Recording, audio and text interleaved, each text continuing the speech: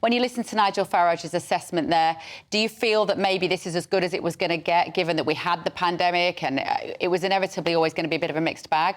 Well, I think it's a bit of a poor excuse from Nigel there that they haven't done it properly. The facts are, Nigel, that it's not worked. It's not going to work. Yes, we will rejoin. I mean, are we better off for it? Are they... Can I jump in there, Charlie?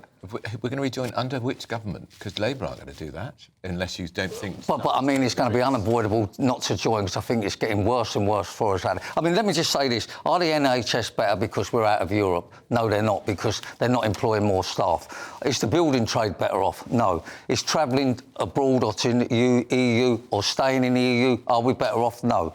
Are we better off because foods rise because of the EU? No.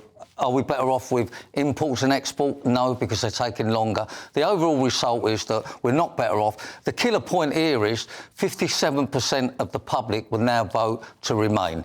33% would leave. Surely that's the telling point. It depends on the pollster, Charlie, because we were talking to a very good pollster earlier who said there's no enthusiasm for any change in a year. Maybe 10 years, they might be thinking about it. Belinda de Lucia, let's bring you in. I'm sure you want to react to what Charlie said.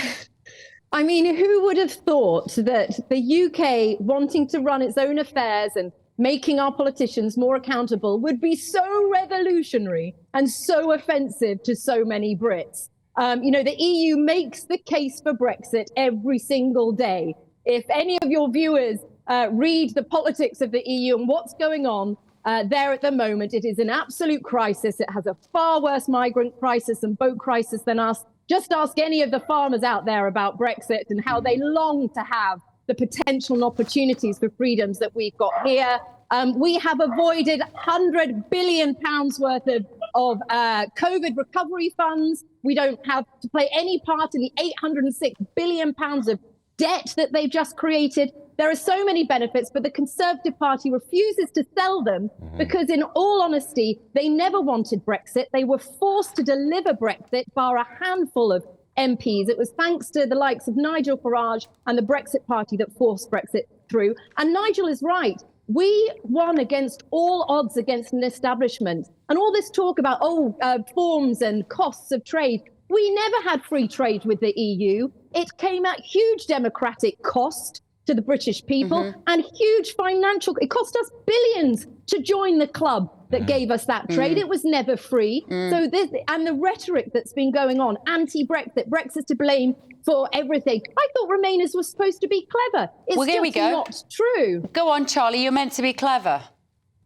Who said that? This lady? Belinda just said Remainers were meant to be clever. Show her how clever you are, why we should have stayed in. Well, I've just said to you that the things that we're worse off for, nobody can prove anything's better. I mean, there was Liam Gallagher on here this morning, the figures made it look like a perfect thing that we've done. But if you ask the people that matter, 57% say it was a bad mistake. And of course it was a bad mistake. Why? I mean, there's 2 million less jobs being advertised because we're not getting the workers come over. Why did you want... There's less contributions. Why did you want 27 other countries to tell us what we can and can't do? Which is what it meant by being in that club, which we had to pay billions of pounds a year for the privilege of the countries to say what we can and can't do. Why is that the case? Why should Romania have any impact on... Not Romania, I'm thinking about Hungary. Why should they have any say in what goes on in this country? Charlie? Say that again. Why should Britain have been told be pushed around by 27 other countries in the EU, countries like Hungary? Why were you happy with that state of affairs? I was fed up with it. Well, I agree with you. I can't even hear you. So...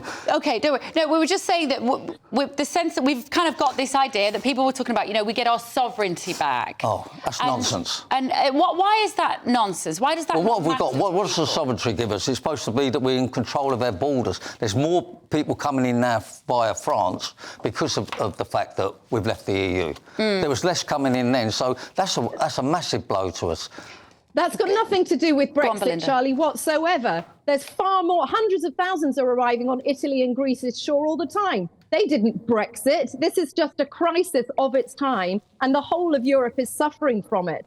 This control of our borders, it's down to the Conservative Party. Brexit was an Excalibur of a gift that the British people gave to the Conservative Party. They blunted it, rusted it, and threw it under the bed because they are cowards. All they need is a new owner of that Excalibur sword, and we will be able to control our borders. And it's all about the ECHR, by the way, that has nothing to do with the EU anyway, which is stopping us from deporting. But that's another issue. The fact of the matter is that the UK self-determining its own laws is a very centrist and moderate point of view. Most countries in the world that do it. Why are you so scared of British people having more of a say in the laws they live under? I feel very, very nervous about this anti-Brexit propaganda telling the British people they're better off having foreign judges, foreign politicians, anti-democratic, unaccountable ones, deciding what's best for us. And that means rejoining the EU. Stick with Brexit, guys. Don't believe the anti-Brexit propaganda. Go on, Charlie. I think you see it from a business point of view primarily, don't you? That's what concerns you. Well, I'm seeing it from an all-round point of view. I mean, like these new regs that are going to come in, I think today or whatever, they've delayed them 5 times. So there's got to be a reason why they've delayed them, because they know it's going to be an increase of costs of food, and they know we're going to be in a nightmare with the customs again. So why have they delayed it? And why is it such a good... I mean, there's nothing you can prove that it's a good thing. For sure, we are worse off for not being in the EU. And if I was to agree with you, Melinda, is it? Or Belinda. Then we'd both be wrong. 57% of the public now say we should rejoin. So why don't we listen to them? I mean, anyone can dress these figures up. Mind you, a couple of days before the referendum, the polls said it would be 55-45 to remain in the United Kingdom. It was the other way around. It was 52-48 to leave. Don't believe everything you read in the polls, Charlie. You've been around long enough to know that. And I think a big part for me, Charlie, the EU's digital ID system. If we were part of the EU, we'd all be hoiked into that system, wouldn't we, Belinda? Without a choice. And then then there's all sorts of potential dystopian nightmares that we can look forward to. Exactly. The really important point to make is this: we didn't just escape the EU of 2016. We have dodged a bullet of where the EU is evolving and growing to. It's going to ever expand to include more and more countries, many of which are poor. So there's going to be a huge movement of cheaper labour, again, into countries like France and Germany, which I think will cause chaos and strife on the streets as wages are undermined again. I think it's going to cost the likes of France and Germany and Spain millions more pounds supporting the poorer countries, the new ones that join. Last November, the EU Parliament voted a majority to get rid of the vetoes, the last remaining scraps of democracy that the EU had. Now, luckily for EU citizens at the moment, it means a treaty change to actually go forward. But that is the mood. The ever closer union. We have dodged a federalised, globalist, international, power-gobbling, anti-democratic organisation. And that's worth more than a few trade and travel perks for a few wealthy people in this country. Hear, hear. Belinda de Lucy, Charlie Mullins, great to see you both. Thank you very much. Thank you.